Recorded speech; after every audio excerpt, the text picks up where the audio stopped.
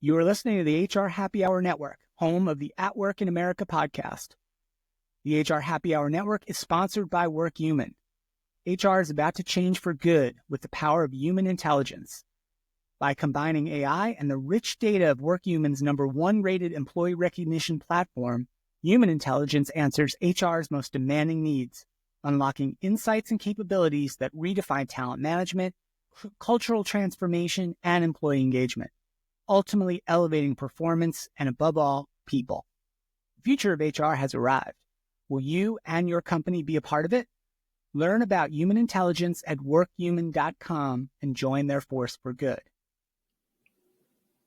This episode of At Work in America is sponsored by Paychex, one of the leading providers of HR, payroll, retirement, and insurance solutions for businesses of all sizes. We've all seen how fast technology is transforming HR, and staying ahead of the curve is no easy task.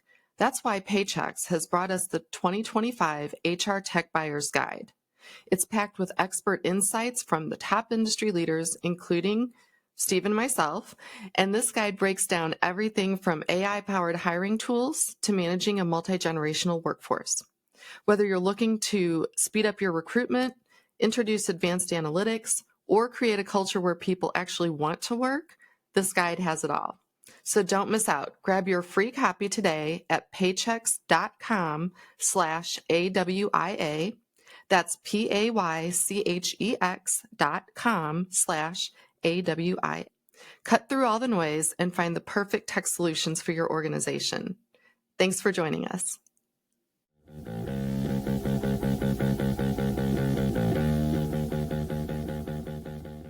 Welcome to At Work in America, the podcast that leads the conversation on the future of work. Proudly sponsored by Paychex and WorkHuman, we go beyond the headlines to uncover bold ideas, fresh perspectives, and the real stories of people shaping workplaces for the better. And now, here are your hosts, Steve Boese and Trish Steed, bringing you the insights and trends that will inspire what's next in the world of work.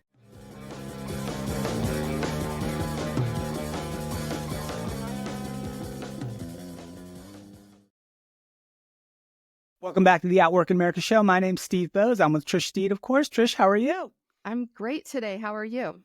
Really good. Sun is out. It feels like spring is coming where I'm living. So that would be pretty awesome if that were the case.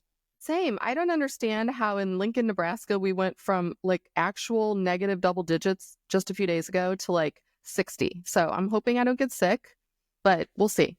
Yeah, I hope not. Let's like knock on wood for spring to arrive soon. Exactly. We are so excited today. We are diving in March on the network into DE&I in a big way. And we are so pleased to welcome, I think for the first time on our show, Trish, Torin Ellis. Torin is an advisor, consultant, coach, and speaker. He's the author of the newly published Reducing Bias in HR Using Artificial Intelligence report, which is fantastic. We had a chance to read before the show. And Torin, welcome to the show. How are you? It's great to see you. So when we talk about diversity and inclusion, you talk about spring entering into the landscape. We appreciate that. Trish talks about the weather in Lincoln, Nebraska. I will tell you, you have probably on the show for the first time a corn detasseler. I grew up in Davenport, Iowa. So I used to get up in the summertime at 5:30 in the morning. I would show up at work, get in one of those baskets on the tractor, and I would pick corn for like 4 or 5 hours. So you have in the midst a corn detasseler. Thank you for having me. So excited, Torin. See, like you're a wealth of information and secrets. This is great. Indeed. Right? I love it. Well, I tell you what, I was raised in St. Louis where there is corn everywhere, right? Southern Illinois kind of, and you come up here there's a big controversy. So since you're in Iowa, born and raised, right? Is it Iowa the corn state or is it Nebraska? Because I mean, we're the corn huskers here. So I know there's all right. So I would say born in South Florida. So my blood runs so flow all day. I lived in Davenport from 12 to 18. And so I'm going to give Nebraska the corn capital of the world. Yes. There we Yeah. go. Yes. I've been in that part of the country a few times now, and I'm always struck by just how into the corn everybody seems to be, and I get, yeah, it's Well, it's Steve, weird. one last little thing. When you live near corn, when you're a teenager anyway, or maybe early 20s, like that's the place where you kind of go if you want to go out into the cornfields and have some drinks and, maybe some, No comment. to hide from the parents and the police, right? So, Whoa, okay. What you guys I'm are sorry. up to. I'm sorry. What's the name of the network again? I just want to make Right, sure. look- I want to make sure that yeah. I don't cross any of the gray lines. I want to stay inside of the gray lines. We'll cover a lot more of these topics, Torin, on my other podcast, Corn Okay. Future Daily, which I'll Indeed. record later. But Yes, indeed.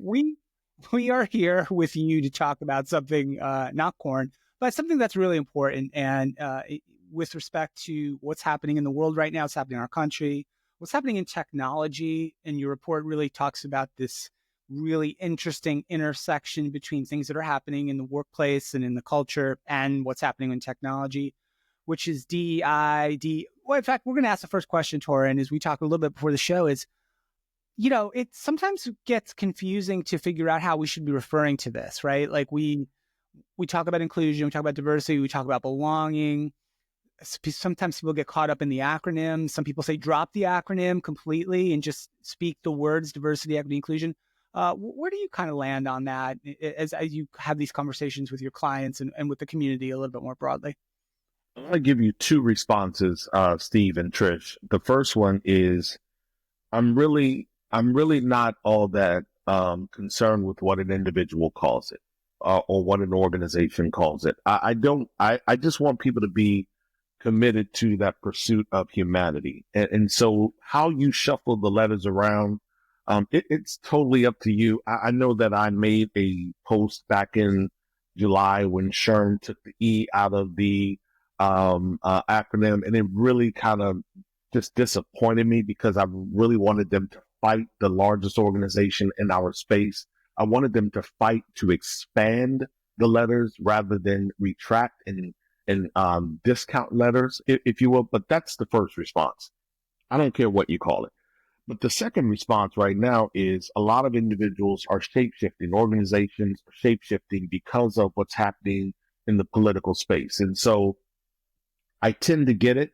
And where people are landing at this particular point is that rather than use the acronym, which has been hijacked and associated with very hyperbolic and vitriolic positioning and language, people are suggesting, legal scholars, academicians, and others are suggesting that we just say it all the way out. Diversity, equity, just say the entire word rather than lean on the acronym. And I guess my bonus response is just do something. So if there's a combination of the two, as long as you're doing something, I think I'm happy. Yeah, I'm glad you clarified that, because I think if you're in human resources or really just a business leader, we've been moving this direction for a couple decades now, right? And I would hate to think that we're going to slide backwards or think that we don't have to do anything because someone has hijacked an acronym, right? So I love how you phrased that. I wrote down pursuit of humanity. I think that's a goal as leaders we should all have always, right? And not just because we're told to, we're having a certain program, right? Yeah, and you know what? And Trish, to that point, the program word it's almost like a trigger for me, because when I hear people say diversity and they immediately say program, and you didn't do this, but when I hear the two closely associated with one another, I'm always in that position of defense and reminding people that diversity and inclusion is not a program. It's an effort. It is really being rooted in an organization. It's redesign, it's restructuring, it's process redesign. It's really embedded in the organization. And so I hope that people really, when they hear this small exchange in the podcast, is that they really understand you have to be committed to the pursuit of humanity. You have to wrestle with what it means to be human if you are going to be committed to the principle of diversity, equity, inclusion, and belonging. Exactly. Well, why don't we dig in on the report a little bit? I know we're kind of continuing on from a conversation you had with one of our hosts, Sarah Morgan, on her podcast, which is running before this one. And with her, you talked much more broadly about the report. You hit on a few key items. But what we would love to dive into, and Steve, you can feel free to jump in, is we want to really start talking about some of the lack of trust that people have in the workplace in general, and then how this focus on sort of inclusion and equity and having a very diverse group of employees can really help build that trust in the workplace much stronger than maybe what we're having right now. Yeah, so some of the factors of trust are humanity, capability, transparency, and reliability. And first and foremost, when I think about HR professionals, and certainly Trish, I could have written the report from a myriad of angles as it related to reducing bias and artificial intelligence. But I centered human resources for a couple of reasons. Number one, I believe that they are extremely important in the organization, that they are the vanguard of protecting the stakeholder. They should be focused primarily on protecting the stakeholder and then the shareholder. And that if we do that, and we do that in that order, that we will see the sort of dividends and returns that we are looking for. And so I think that trust is lacking in a number of our organizations because we've chosen not to be as reliable. We've chosen not to be as transparent. We've chosen to discount the need for empathy and humanity. We've made some direct choices not to show our stakeholders some of these aspects in the pursuit of returns and profits and some of the other things. And certainly, I'm not against organizations doing well. We have to do well, but I think that we should be taking care of our people. The other thing that really stood out for me is, inside of the report, we asked a number of questions. What's your company doing to reduce bias? And surprisingly enough, there was one little insert where 12% of people said we're doing none of the above. Now, for your listener, we asked a variety of questions. Is it regular bias training? Is it developing standardized interview questions and processes? Is it implementing diverse hiring panels? Are you using AI-driven tools to help in the process? Or are you ensuring there's a degree of representation in your interview process? We asked, what are you doing to reduce bias? And 12% of the respondents said, we're doing absolutely nothing. And so for me, those are the individuals and organizations that I like to get with because I want to understand, well, why are you not doing anything to protect Steve Boese, who's of a certain age? Yes, he may be a white male, but he's of a certain age, and that ageism it's real. So what are we doing to protect Steve Boese in the process? This pod is airing in the month of March. It's International Women's Month. It's national pay equality for white women. What are we doing in our organization to make sure that we're not continuing to celebrate pay equity in the month of March for white women, and in the month of August for Black women, and in the month of September for Latino women? Why are we not doing anything? So that 12%, while it's such a small number, it's an important number, because what I don't know from the report, Trish and Steve, how many employees fall under that 12%? Were they in companies with 1,000, 10,000, 100,000, 1,000,000 people? So I want us always thinking about how is it that we can do better inside of our organizations. Yeah, Torin, thank you. We're, much like lots of other folks, we've been working on this for a little while now and covering it, what's happening in the corporate world in the last several months here in the U.S., right? And how some of the very things you're talking about, Torin, companies are explicitly, some very big companies are explicitly saying, no, we're not going to do that anymore. Whether it's Google or Amazon, things like requiring diverse hiring slates, right? Which has been one of the tools, right, that organizations have employed for quite some time to try to improve, right, the pipeline of candidates getting into their funnel and diversify that pipeline of candidates. Companies now, some big companies are saying, we're just not going to do that anymore. We're going to stop. And so we're in a weird environment now where even if organizations we're doing some of those things, we're not part of that 12%. Maybe they feel like externalities, if you will, are pushing them into that category. So I wouldn't be surprised, Torin, if you do that survey again 6 or 9 months from now, that 12% becomes 20%, or perhaps even more.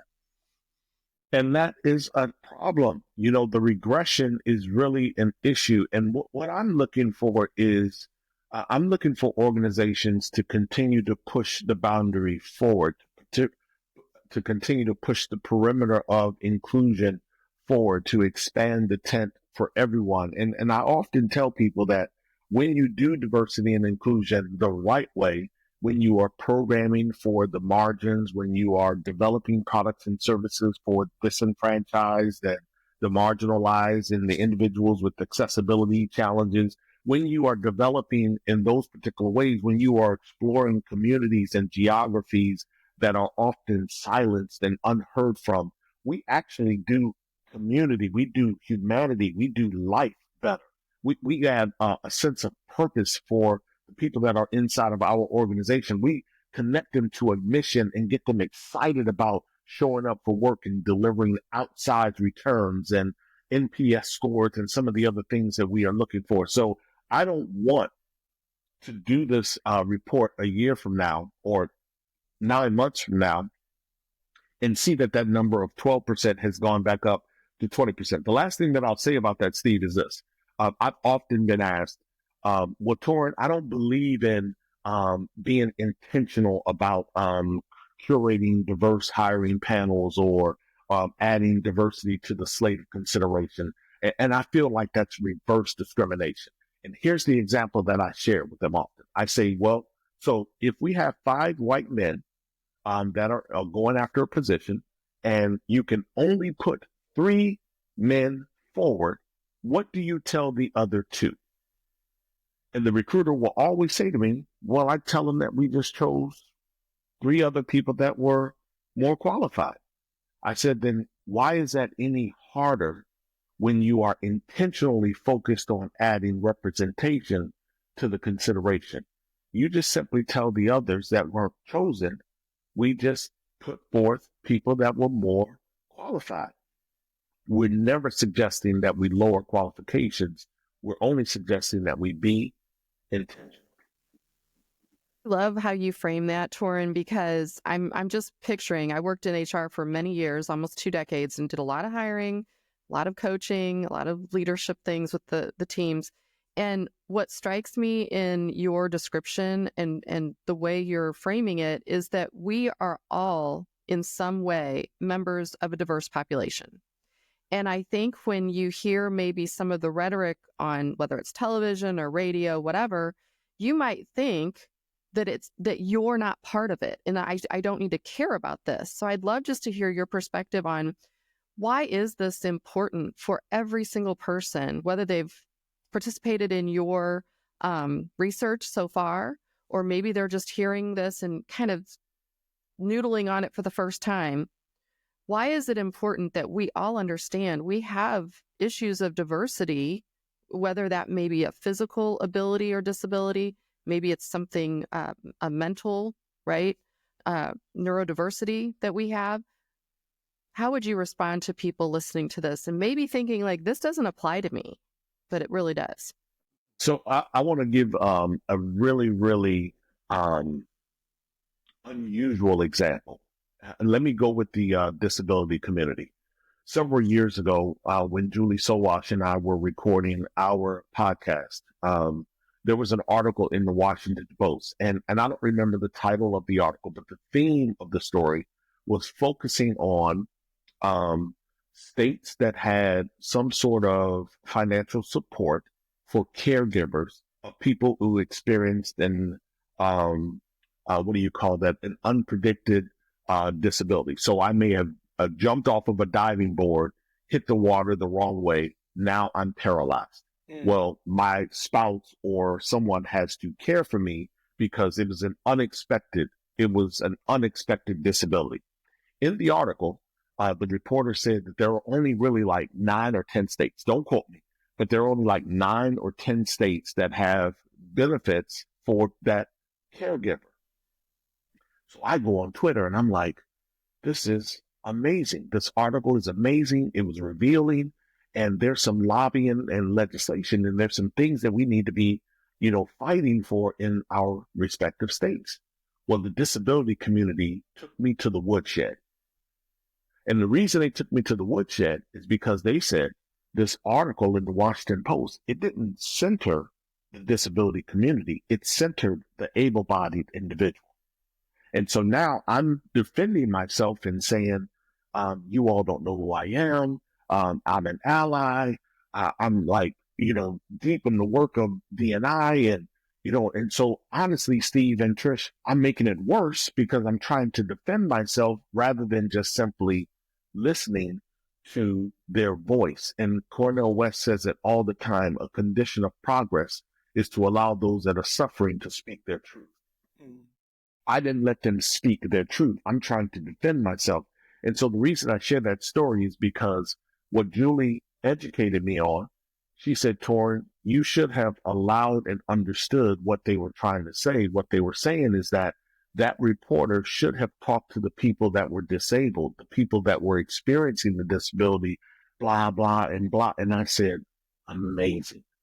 So I say that because I want people to understand diversity and inclusion includes all of us in some particular way, some more than others, but this pursuit of humanity is all of us. And when we are silent in the face of injustice, when we are not calling out our organizations for doing things that are infractions against our stakeholders, that is problematic. We should have never had a Me Too moment. It should have never been that way. And so women are still feeling that. I will tell you, we started talking about my hair in COVID. Mm-hmm. Even in COVID, there were reports that were coming out that said women reporting microaggressions has increased in a Zoom environment. How in the world can we accost women virtually? Yeah. So I just know that we have problems that need to be explored, and there are solutions for them. And burying our hand in the sand is not a solution. Yeah, exactly. Well, let's talk a little bit maybe more about the report specifically, because I think, I'm sort of hearing this and absorbing it. I'm thinking like it's a little bit hard to know where to start, right? There is a lot to unpack, even just in the comments you just shared and the examples you just shared, right? So if I'm a business leader, if I'm an HR leader, and I'm wanting to know, where do I start? Let's start back with how artificial intelligence can help enable our organizations to do better across this entire spectrum of, what we're calling DE&I, right? I'd love for you to talk a little bit about, I know there was a spot here I wrote down that 23% of respondents believe AI will significantly reduce bias in hiring, right?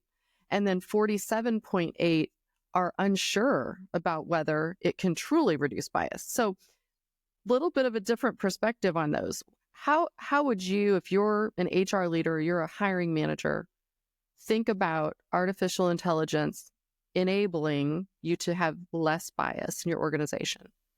So first and foremost, what I do is I try to center on human-centered AI design. And so I would make sure, Trish, that when I'm out exploring applications to bring into our technology stack, solutions that we think are going to make the workplace better, I would make sure that there are questions that are specifically related to diversity and inclusion, for sure, diversity and inclusion inside of that solution.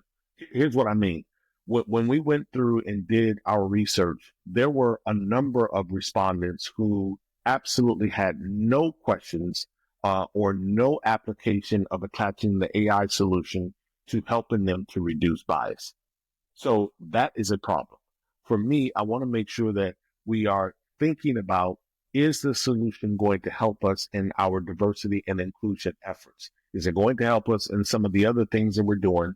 But to make sure that we specifically have 2, 3, 5 questions that are associated with our diversity and inclusion efforts. And if I'm an HR person, I am absolutely focused on human-centered AI design. Is it ethical? Is it technically proficient? Is it good for our workforce and our community? I'm asking questions because I want to make sure that I'm making investments that are going to absolutely be good for our environment. And I think that, one of the fears for me is that when I look at some of the research from Gardner and some of the other organizations, when I look at some of the work that Josh Bersin has done, what I have historically seen over the last 5 years is that technology has always been an Achilles heel for the HR profession. And so when we set out to write the report, that's the reason why I focused on HR, because if it's an Achilles heel, if we have these gaps and these deltas and we're not sure and we're afraid and we're sitting on the sideline, what impact is that having on the larger workforce? And so I said, let's write a positive report focused on them, to bring them in, to call them into the equation so that they can be a part of the decision making, so that 12 months from now, 18, 24 months from now, that they are not considered a fringe decision maker as it relates to this technological investment, that they're not an add-on to the conversation around how do we deliver value inside of the organization. I want HR to be a central figure at the table when all of these types of decisions are being made. Yeah, I think it's important, Torin, to think about that in terms of where some of this will kind of manifest in the marketplace will be influencing organizations, not just the providers, right, but influencing organizations who are the consumers of these technologies and the buyers of these technologies to think more broadly about their impact in the organization, right? Because hiring, for example, which I know you've got a strong background in, a long background in, I do feel on the technology, I've been doing HR tech for a long time, and it's only it's the exception, I would say, where we're talking about, hey, how this technology is going to improve outcomes around diversity and inclusion, or improve opportunities to give opportunities to more underrepresented groups. It's so much always been a very tech-centric conversation. It's been focused on speed. It's been focused on cost. It's been focused on efficiency, right? Especially in some of the high volume scenarios that we've seen, which we admittedly know are important to organizations, right? But still, the fact that AI is probably having its earliest impacts on all of those categories, right? And those decision factors, right? Speed, efficiency, volume, things like that, right? Even reducing costs, both from a perspective of processing applications, but also reducing the number of people internally that might have to review applications and candidate profiles. So I think that's a tipping point here too, is to say, well, how do we make sure in a difficult climate that we're operating in, we've alluded to that a couple of times, that organizations will consider those factors when they're going out to market, right? And acquiring these technologies. And certainly not assuming or suggesting that those considerations are not important. They are. And I think that it's just a matter of making sure that we have a diversity of voices that are helping us scope how it is that we go out and explore, looking for these solutions. And so that is what I'm looking for. I'm looking for HR professionals to be a part of the what do you call it, the recon team. When we go out to the marketplace and we need something for onboarding, or we want something for benefit packages, or we want something for employer branding, I don't want HR individuals to be left out of the conversation. I don't want them to be an after consideration. I don't want them to be told that this is what's being brought into. I want them to be a part of the exploration team that's asking the questions. I just think that it's central that HR be included. And so I think that, having that fear. So one of the things that they talked about, 48% feel like it will replace the role of their work. Okay. So if you feel that way, that's fine. What are we doing to change that? What are we doing to mitigate that? Are you immersing yourself in learning? Are you submitting yourself to some sort of conference, event, association, academic reading? What are you doing? Are you on the weekend toying around with some of the, AI tools that are out there? What are you doing to allay or to diminish that risk or that feeling that AI is going to replace you? And so that's what I'm hoping that the report, the reading of the report, the 7,500 words, that's what I'm hoping happens, is that more HR professionals say, you know what? I want to be a part of this.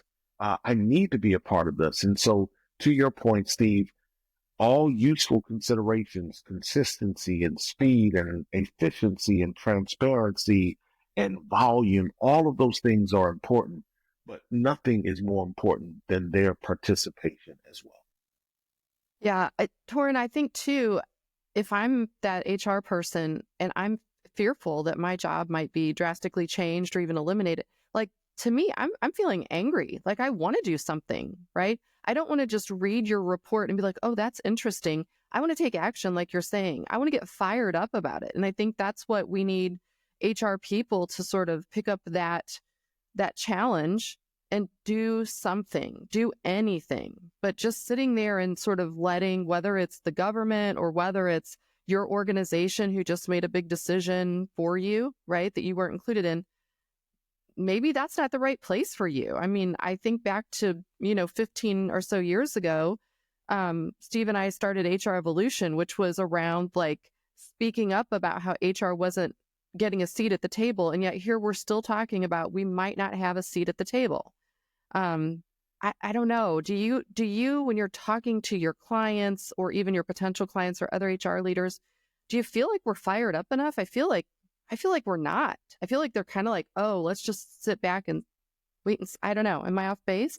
No, you're not. And what I would say to you is that I feel like, there is another storm brewing.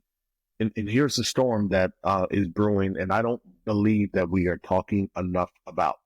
And I'm not a doom and gloom person, but I do listen.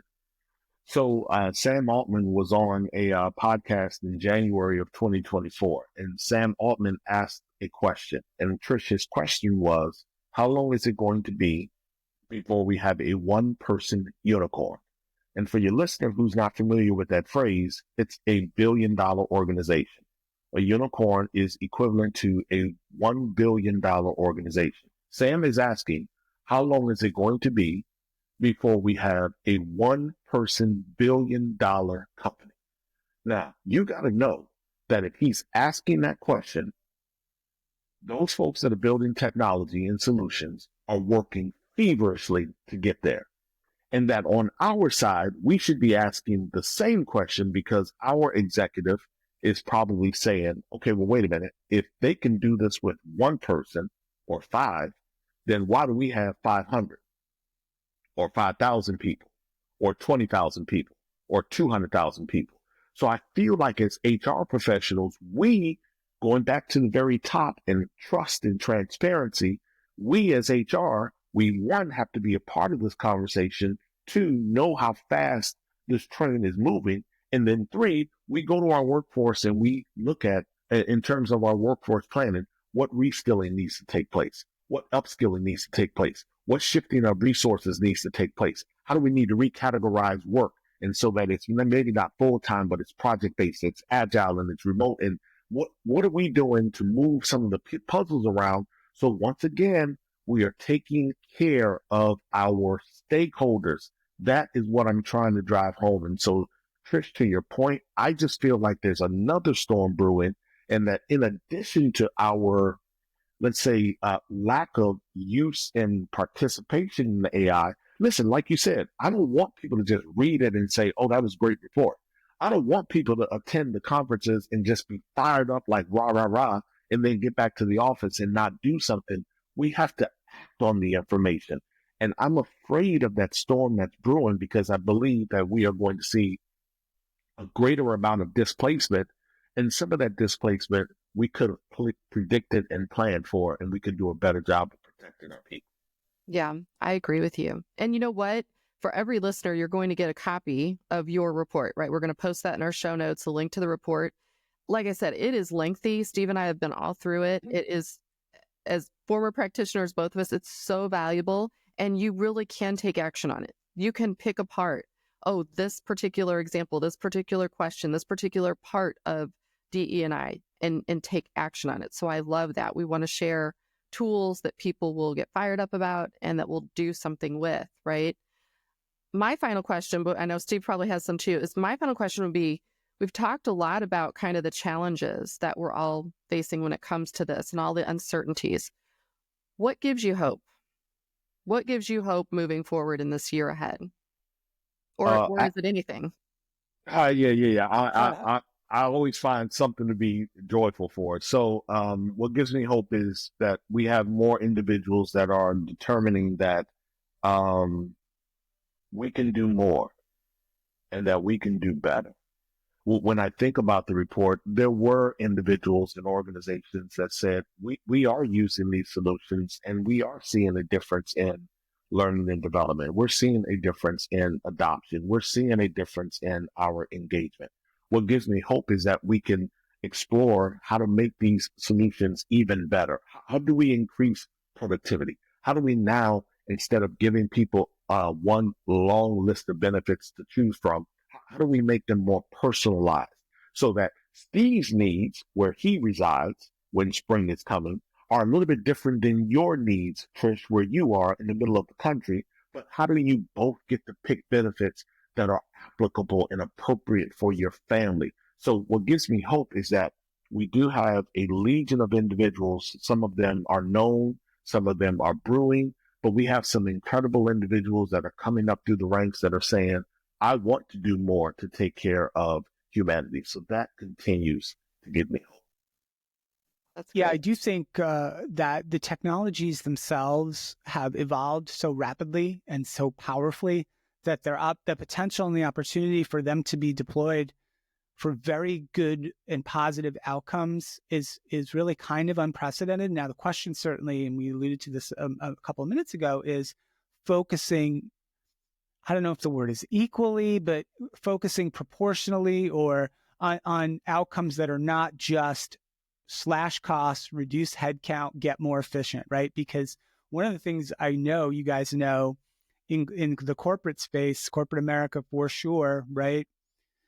Executives are risk averse. They follow the leader, if you will. They follow the trends. And there are definitely some trends out there. Certainly the really lots of people coming after DE&I just in general. And now it's become sort of okay in a weird way to say, oh, we're just going to cut thousands of people. Like, I don't want to say without consideration or concern, but it used to be a CEO would be just vilified, right? If they were going to do a mass layoff of thousands of workers. Now it's kind of ho-hum, right? Starbucks announced 1,400 corporate workers are going to be laid off just the other day. I didn't see much news about it other than, okay, it's happening. Okay, great.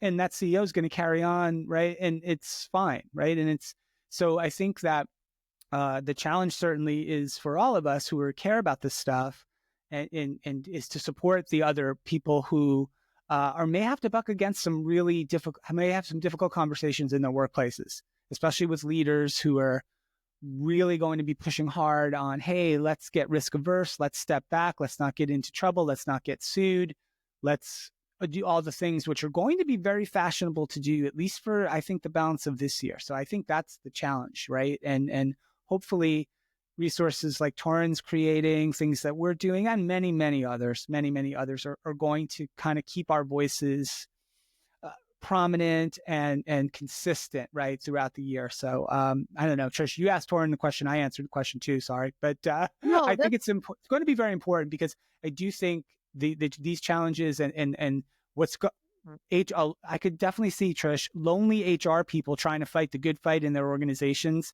and really going up against a lot of pressure. No, and you're right.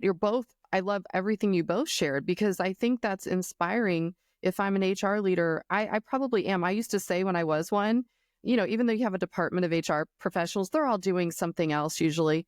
And it's sort of like being an island, right? When I was working at PwC for many years, I felt like an island most of the time. And so for me, this always worked.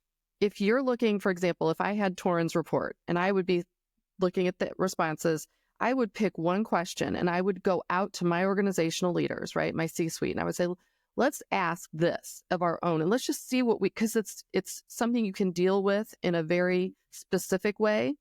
And you don't have to boil the ocean, right? Pick one thing. That's it. And sometimes if you think about it, it's not going from nothing to doing everything, right? It's just to do something. It's to take one step is sometimes enough in the moment. So again, Torin, you mentioned the word paralysis, and I think that's where lots of leaders get hung up, not just HR leaders. You get paralyzed because you think, wow, we've got such a long way to go, right? Yeah, and let me tell you, how having been in the diversity and inclusion space for well over a decade, Steve mentioned it. I started as a practitioner, ran a boutique agency. I've always been external, providing support and service to the business community. My purview is a little bit different. And so I've never operated without thinking about the person who was being impacted. Whether I was a recruiter trying to take them from one organization to another, I always made sure that in my story, my narrative, my positioning, and my taking care of this person and their family, I'm focused on that. And so even as a consultant, am I doing things inside of the organization that are taking care of the family of the organization, helping people be engaged? I'm not trying to go in and be a bull in the china shop and feed them with thinking that says, oh, your organization is toxic. No, I'm trying to get them to be even more committed, more engaged, more productive, retained, if you will. So my focus is always on family. And I firmly believe that despite the atmosphere and what's swirling around us, that the good of us is going to rise up and that more of us are going to, as I mentioned a moment ago, we're not going to be silent in the face of injustice. Right. I think. Oh, sorry, Steve, go ahead. No, go ahead, Trish. No, I was just going to say, I think, we want to make sure that people know, and I know this from following you for many years and finally getting to meet you this past year.